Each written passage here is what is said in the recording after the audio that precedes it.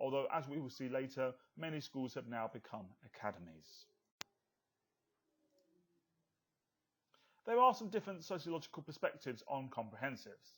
Functionalists would argue that the mixing of children of different social classes would increase social solidarity, and so in this sense this would be a positive thing. It would help build connections between the working and middle classes. However, Ford found, that there was little mixing due to streaming students according to ability. And so what you tended to find was in the top streams, you had the middle class students effectively receiving a grammar style education, and in the bottom streams you had the working class students effectively receiving a secondary modern style education.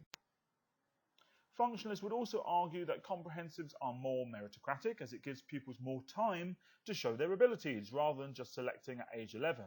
One can only imagine how impactful that might have been to have studied and taken an exam at the age of 11 and to be told that either you were a success or a failure.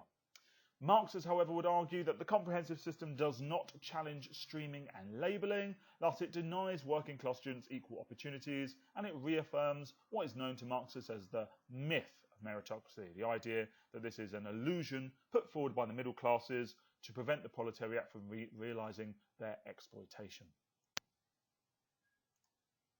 The next big step or milestone was in 1988 in the guise of the Education Reform Act. Margaret Thatcher and the Conservative government sought to introduce a market into the education system. This process would be continued by the Labour government in 1997 until their leaving of office in 2010, as well as the coalition government in 2010 to 2015, and is now being continued with the Conservative government in 2015 onwards. They wanted more consumer choice